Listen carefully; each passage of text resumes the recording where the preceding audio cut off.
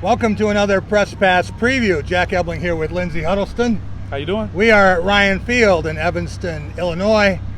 Michigan State proves that it can beat the Northwestern Wildcats after 3 straight losses to Northwestern, a big 31-10 win. I gotta admit, a lot of people were worried about Michigan State coming in here, considering how the last game against Arizona State went. It just didn't seem like the confidence and momentum was there, but they proved pretty much everybody wrong, right? Michigan State, for the 3rd time in 4 games, Lindsay, takes the ball, opening drive, right down the field. Only scored once all last year on the first possession, already tripled that. Then after the fumble on the punt by Cody White, Michigan State's defense locks in. Big play by Chicagoan Mike Panasiuk. Right. Joe Bocci was fantastic at career-high 14 tackles. And Drew Beasley had a big game. You got guys, Matt Seibert, 2 touchdown catches. Right. Whoever would have thought that. Right. A lot of people were wondering if Michigan State could possibly get to 20, and they scored 31. I don't know if the score is still up there on the board, but they put some numbers up, and I think it was a different team. You know, maybe that ASU loss really got them to a place, and being able to come on the road, but still had the Michigan State fan faithful, I think that really helped put together a great game for them. Brian Lewerke played well enough. Good at the end of the half on that drive again. Michigan State only gained 337 yards today, compared to 404 last week. Right. But they'll take the additional 24 points. Right. What did you think about their second half play? You always make a note of how they play in the second half, particularly against Northwestern. Well, they had to put the first defense back in at the end of the game. They wanted to make sure the game was over, and Joe Bocci with another terrific play on that. But as they said after the game, the twos have to play better. The backups have to come in and pick up right where the first string left off. Michigan State did enough things on offense. Isaiah Collins did some good things. Not a lot of big gains, but Michigan State did just enough. Very workmanlike performance here. And to get a win in the Big Ten opener, 1-0 in league play now, 3-1 overall, and it's proof they do not all count one.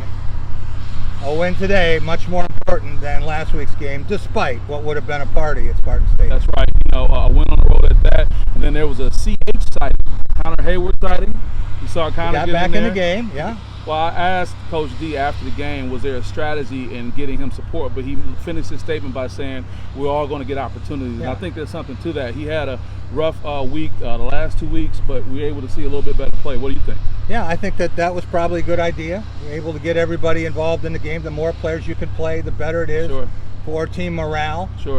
Michigan State was denied one opportunity. They all wanted to throw water on Mark D'Antonio. Right. And that didn't happen, but they did have those green D'Antonio 110 hats.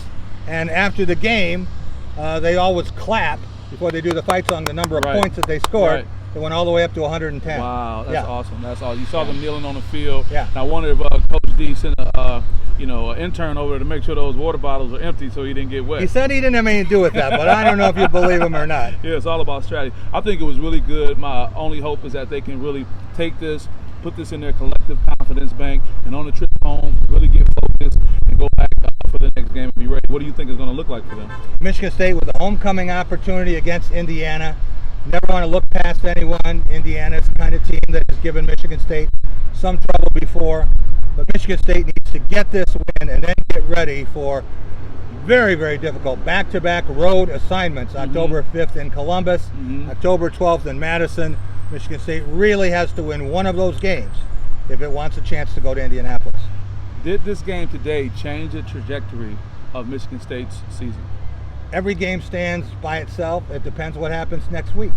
If next week is just like the Arizona State game, then it meant nothing. Right. Michigan State has to build on this, and I think it can. I think it can move forward. And you wonder about a 4th and 13 play last week.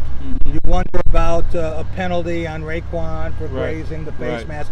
All of those things, and with just one of those plays different, one of those 10 plays, what would the narrative be today with the 4-0 team? No, we saw early on with the game, I think it was about 14-3, and there were a lot of plays that really could have changed things. And I think they're really good at, even though they may make mistakes and be too excited about trying to do much. Connor Hayward was an example early on. He got that penalty early on.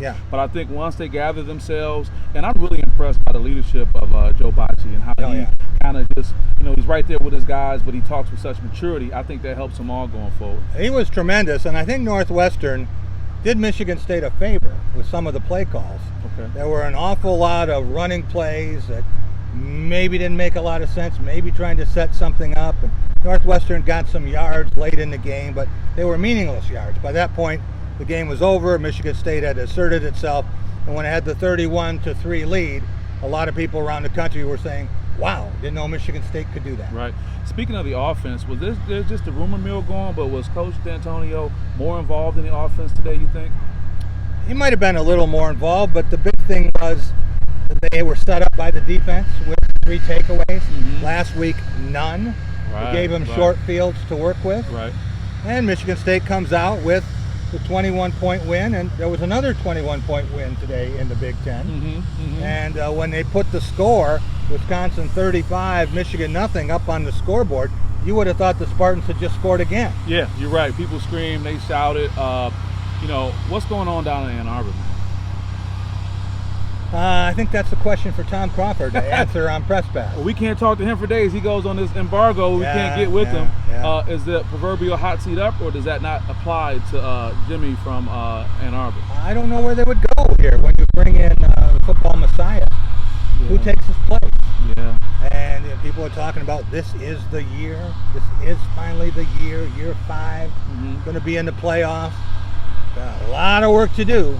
Going to have to run the table now. Right. For Michigan to have that happen, and maybe even to get to Indianapolis. Right. Thought this might be the year that would finally happen. Right. I mean, you've seen stranger things. Is that even a realistic possibility? Sure, anything can happen. Again, it's one game. Right. Still have 8 to play. Right. But right now, when you talk about U of M being in Lucas Oil Stadium, it could just as easily be Minnesota or Maryland. Right, right. You see a team like Wisconsin, the points they put up, how dominant they were. Yeah. You think they can keep that going, or you think they may possibly let off the gas as the season continues? Well, I think they're going to keep going. They have no reason not to. They were 3.5-point favorites at home, and went out and took care of business. Jonathan Taylor looked like a Heisman Trophy winner, and Jeff Cohn, quarterback for the Badgers, played great. But you still have to get by Ohio State, and that's going to be the challenge for Michigan State, Michigan, Penn State, everyone else in the East. Right now, the West, you've got Wisconsin and Iowa. And they look like the class of the division. They look really good. So getting back to the Spartans as they probably get ready to make their way back, what do you think Coach D'Antonio and the staff are going to be talking about when they get back in practice next week? I think they're going to be talking about getting ready for Indiana, focusing. Maybe, as you said last week, after the big win over Western Michigan, their mind started to wander a little bit. That should never happen. Right. And can't happen in a Big Ten game, can't happen for homecoming, can't happen with the games they have ahead. They have to be 2-0 in the conference when they go to Columbus. I have a feeling, and we're, of course, starting out the Big Ten season right now, but this game is going to be pivotal when it comes back to these guys thinking about their confidence bank, knowing what kind of points they can put on the board, and I got a feeling we're going to come back and highlight this game as being one that's really going to help the Spartans going forward. How many times have we said it? You have to believe it before you can achieve it. That's right. That's right. And Michigan State today has every reason to believe that it can score some points. It's not going to go up and down the field in the air raid offense. And it's not going to be able to just, that's right, that's what where we are, right? That makes sense. But Michigan State has every reason to believe that it can score in the 20s. Should be able to do that. Certainly has gained enough yards to do that. If it can do that with this defense, it could be in every game. That's great. Before we get blown away, this is Press Pass Preview. We were blown away by the game. You want to talk about what we're going to be seeing soon? Tomorrow night, we're going to have Rico Beard, Graham Couch, Darian Harris, Doug Warren on the Lions, and we're going to see if we can get Tom Crawford. But I don't think he wants to come on. I don't think he's in state.